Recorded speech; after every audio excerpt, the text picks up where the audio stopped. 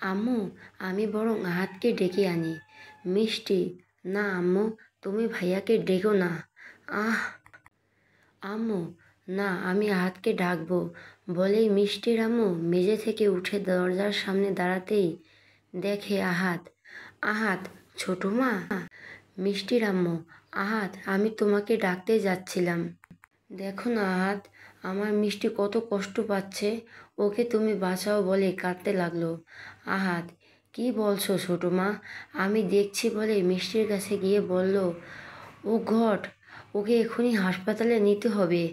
মিষ্টি, আমি হাসপাতালে যাব না, বাড়ির সবাই জেনে যাবে। আহাত, কিছু জানবে না। ছোটো মা, তুমি আমার রুম থেকে গাড়ির চাবি নিয়ে আসো, আমি ওকে কোলে করে নিচে গাড়ির কাছে নিয়ে যাচ্ছি। বলেই আহাত মিষ্টিকে কোলে তুলে নিল। মিষ্টির আম্মু, আমি চাবি নিয়ে গাড়ির কাছে যাচ্ছি বলেই চাবি আনতে চলে গেল। মিষ্টি, ভাইয়া, তুমি আমাকে হাসপাতালে নিও না। আহাত, একটা কথা বলবি না বললেই গাড়ির কাছে এনে গাড়ির দরজা খুলে মিষ্টিকে সিটের উপর শুয়ে দিল। মিষ্টির আম্মু, আহাত, এই যে চাবি। আহাত, হ্যাঁ দাও, আর তুমি গাড়িতে বসো বলেই আহাত গাড়িতে বসে। মিষ্টির আম্মু, হ্যাঁ আহাত, আমি গাড়ি চালাচ্ছি, তুমি ওর সাথে কথা বলার চেষ্টা করো বলে আহাত গাড়ি চালানো শুরু করলো। মিষ্টির আম্মু, মিষ্টি মা, আমার মিষ্টি। আহ আম্মু, আমার খুব কষ্ট হচ্ছে জানো। আম্মু, আমরা এক্ষুনি হাসপাতালে চলে আসব, ডাক্তার দেখলেই তোমার কষ্ট দূর হয়ে যাবে মা। আহাত, ছোটো মা, আমরা এসে গেছি, তুমি নামো বলেই আহাত গাড়ি থেকে নেমে মিষ্টিকে কোলে করে হাসপাতালে ঢুকলো।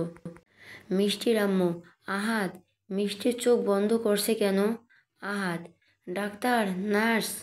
নার্স, স্যার আপনি? আহাত, একে কেবিনে নিয়ে যাও আর ডাক্তার দাসকে তাড়াতাড়ি খবর দাও। নার্স, ওকে স্যার বলে নার্স আরও দুটি লোককে ডেকে মিষ্টিকে কেবিনের ভেতর নিয়ে গেল। ডক্টর দাস, ডাক্তার আহাত। আহাত, স্যার আমার বোন। ডক্টর দাস, আমি দেখছি বলেই ডাক্তার দাস কেবিনের ভেতর চলে গেল। আহাত, ছোটো মা, তুমি চিন্তা করো না। মিষ্টি, মিষ্টির আম্মু, উপর আল্লাহ কেন করলো এটা আমার মেয়ের সাথে বলেই কাঁদতে লাগলো। আহাত, কেঁদো না ছোটো মা, আমি আসছি, তুমি এখানে বসো বলে আহাত কেবিনের ভেতর গেল। ডক্টর দাস, আমি যেটা দেখলাম তাতে এর হাতে সময় অনেক কম, ব্রেনের অনেকটা নষ্ট হওয়ায় সেটা এরকম নাক দিয়ে রক্ত পড়া, মুখ দিয়ে রক্ত, এগুলো দেখা দিচ্ছে। আমি ইঞ্জেকশন দিয়েছি, এতে নাক দিয়ে রক্ত পড়া বন্ধ হয়ে যাবে। আহাত, thank you doctor. Doctor Das, okay এখন হাসি খুশি রাখার চেষ্টা করুন, ওর ভেতরে চলে যাওয়ার কষ্টটা বেড়ে চলছে। আমি আসি। ডক্টর আহাত বলে ডক্টর দাস কেবিন থেকে বের হলেন, পেছন পেছন আহাতও বের হলো। মিষ্টির আম্মু, কি বললো ডাক্তার? আহাত, ছোটো মা, মিষ্টিকে ইঞ্জেকশন দিয়েছে, কিছুক্ষণ পর জ্ঞান ফিরে আসবে।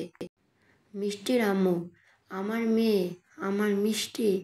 আহাত, ছোটো মা, আমরা সবসময় ওকে হাসি খুশি রাখতে হবে। অপরদিকে পরশ, মিষ্টি, তুমি এখানে কখন এলে? মিষ্টি, কেন আমি আসতে পারি না বুঝি? পরশ, না না, আসলে। মিষ্টি, কি আসলে? পরশ, আসলে আমি তোমাকে খুব খুব ভালোবাসি, আর তোমাকে না দেখলে আমি থাকতে পারি না। মিষ্টি, কিন্তু আমাকে ছাড়া যে তোমাকে থাকতে হবে, আমি তো চলে যাব অনেক দূরে। পরশ, আমি তোমাকে ধরে রাখবো, কোথাও যেতে দেব না। মিষ্টি, হা হা হা, পারবে না আমাকে ধরে রাখতে, আমি তো যাবই, এই দেখো আমাকে সবাই ডাকছে। পরশ, না, আমি তোমাকে যেতে দেব না, তুমি চলে গেলে আমি একা হয়ে যাব। মিষ্টি, একা হবে না তো, তোমার জন্য কেউ অপেক্ষায় আছে। এই যা, আমার সময় হয়ে গেছে, আমি আসছি। পরশ, আমি তোমাকে যেতে দেব, আমাকে ছেড়ে দাও না। মিষ্টি, আল্লাহ হাফেজ। পরশ, মিষ্টি, কোথায় গেলে তুমি? মিষ্টি, তোমাকে দেখতে পাচ্ছি না কেন? মিষ্টি, এই মিষ্টি, বলতে পরশ ঘুম ভেঙে গেল।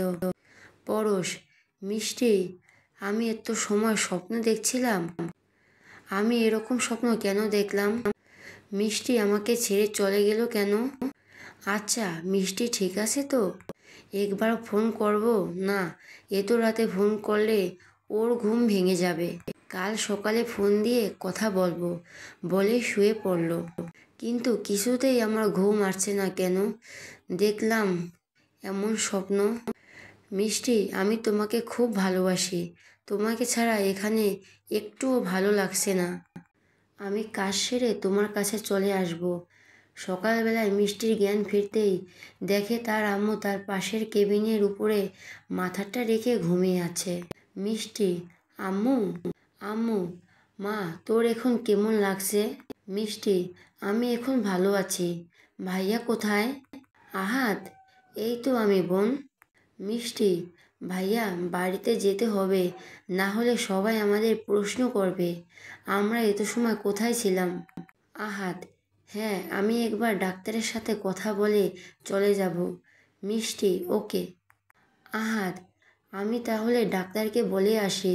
বলতেই আহাদের ফোন বাজতে লাগলো। আহাদ পকেট থেকে ফোন বের করে রিসিভ করতেই দিশা। Hello sir. আহাদ, হ্যাঁ দিশা, বলো। দিশা, স্যার, ভাবি ঠিক আছে তো? আহাদ, না, ঠিক নেই।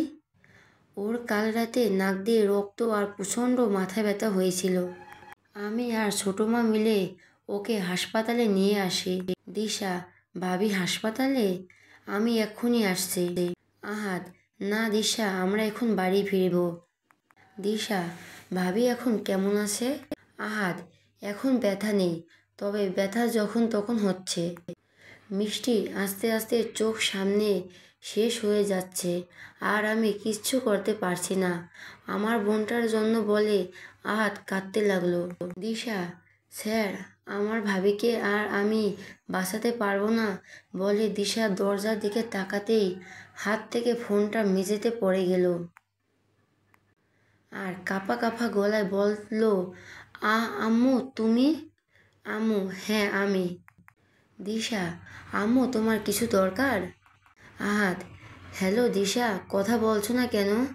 দিশা ফোনটা মেঝে থেকে তুলে বলল, স্যার, আমি পরে কথা বলছি বলে কেটে দিল। আম্মু, দিশা তুই আমার মেয়ে না? দিশা, হ্যাঁ আম্মু। আম্মু, তাহলে আমার কাছ থেকে কি লুকাচ্ছিস? দিশা, কি লুকাবো আম্মু, কিছু লুকাচ্ছি না তো। আম্মু, তাই দিশা, সত্যি করে বল মিষ্টির কি হয়েছে? দিশা, ভাবি, কি করে বলবো আমি? আমি যে বলতে পারবো না, তুমিও শুনতে পারবে না মা, মনে মনে বলল। ভাবির কিছু হয়নি। আম্মু, মিথ্যে বলছিস তুই। আমি এইমাত্র তোকে কথা বলতে শুনেছি, তুই মিষ্টিকে নিয়ে কী জানি বলছিলি। তাছাড়া আমি কিছুদিন ধরে খেয়াল করছি মিষ্টি কেমন যেন করে, ওকে আনমনে হয়, চোখের কোণায় কালি পড়েছে। না না, কিছু তো একটা হয়েছে আমার বৌমার। বল না দিশা, কি হয়েছে বলেই দিশাকে ঝাঁকালো। দিশা, আমি পারবো না বলতে আম্মু, আমি পারবো না বলে কাঁদতে লাগলো। আম্মু, কেন পারবি না? দিশা, কারণ আছে, শুধু এইটুকু জেনে রেখো, সামনে একটা ঝড় আসছে, আর এই ঝড়ে সব থেকে বেশি ক্ষতি হবে তোমার ছেলের। বলেই দিশা রুম থেকে বের হয়ে গেল। আম্মু, ঝড় আসছে মানে? তাহলে আমি যা ভাবছিলাম তাই? হে আল্লাহ, কি হবে আমার ছেলের? ও শেষ হয়ে যাবে বলে কাঁদতে লাগলো। এদিকে আহাদের আম্মু আহাদকে ডাকতে ডাকতে আহাদের রুমে গেল। আহাদের আম্মু, কি ব্যাপার, আহাদের রুমই নেই? এ তো সকালে কোথায় গেল? না, এই ছেলেটার একটা ব্যবস্থা করতেই হবে। আজকে মিষ্টিকে বলবো ও শ্বশুর বাড়িতে জানাতে, বউ আসলে ঠিক হয়ে যাবে বলে রুম থেকে বের হয়ে মিষ্টির রুমের সামনে দাঁড়াতেই ফোন বাজার শব্দ পেল। শব্দ পেয়ে মিষ্টি রুমে গিয়ে দেখে মিষ্টি রুমে নেই, আর ফোনটা বিছানার উপর পড়ে আছে। আহাদের আম্মু, এই দুই ভাই বোন যে সাত সকালে নিশ্চয়ই কোথায় গেছে। আর ফোনটা বেজেই চলছে। ধরে বলি মিষ্টি নেই, বলে ফোনে হাত নিয়ে রিসিভ করব, তখনই ফোনটা কেটে গেল। পরশ, কি মেয়ে কে জানে, এতবার ফোন দিচ্ছি, ফোন রিসিভ করছে না। ওর কি মনে হচ্ছে না আমি ওর জন্য টেনশন হচ্ছে? তারপর কালকে স্বপ্নটা যেন আমাকে আরও টেনশন বাড়িয়ে দিয়েছে। একবার বাড়ি যাই, তারপর আমাকে টেনশন দেওয়া বের করব। বর এখানে টেনশন করছে আর উনি না। এইবার শেষ কল করব বলেই আবার ফোন দিল। আহাদের আম্মু। হ্যালো। ফোন রিসিভ করে। পরশ, হ্যালো আন্টি, আমি পরশ। আহাদের আম্মু, হ্যাঁ বাবা, কেমন আছো তুমি? পরশ, আমি ভালো আছি, আপনি ভালো আছেন? আহাদের আম্মু, আমি ভালো আছি বাবা। পরশ, আন্টি মিষ্টি কোথায়? আহাদের আম্মু, আর বলো না বাবা, এই দুই ভাই বোন সাত সকালে কোথায় গেছে কে জানে। তুমি বরং আহাদকে ফোন দাও, আহাদের কাছে হয়তো ফোন আছে। পরশ, ঠিক আছে আন্টি, বলেই ফোনটা কেটে দিল। আমাকে একবারও কি মনে পড়ে না? ভাইকে পেয়ে যেন আমাকে ভুলেই গেছে। না, আহাদ ভাইয়াকে ফোন দিয়ে দেখি কি করে আমার বউ। বলে ফোন নিয়ে আহাদকে কল দিল।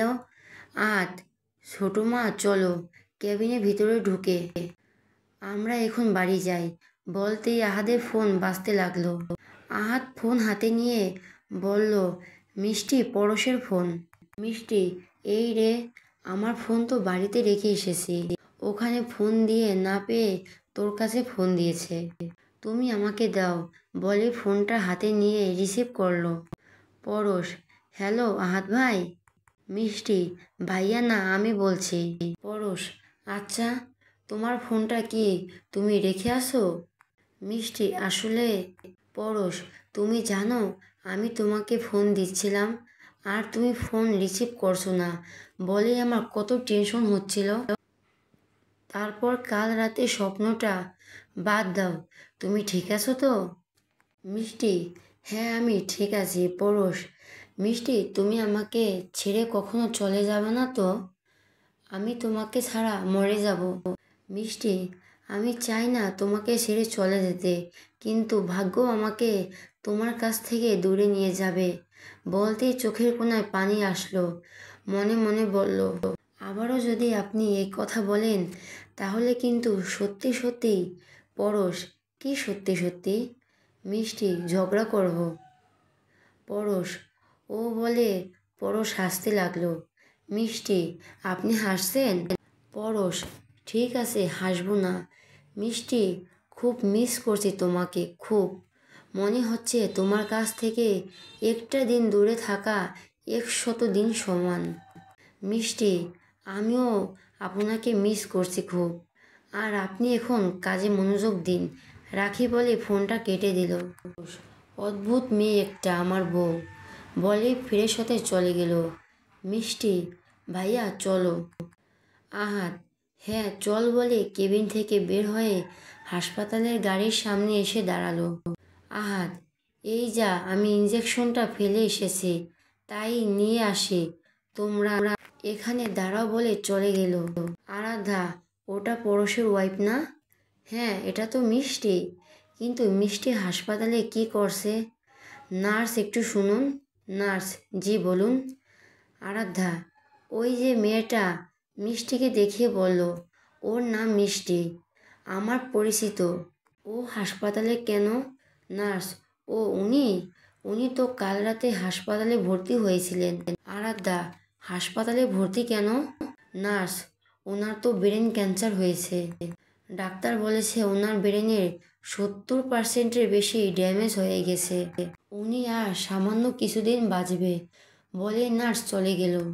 আরাধ্যা, এটা আমি কি শুনলাম? পরশ জানে তো?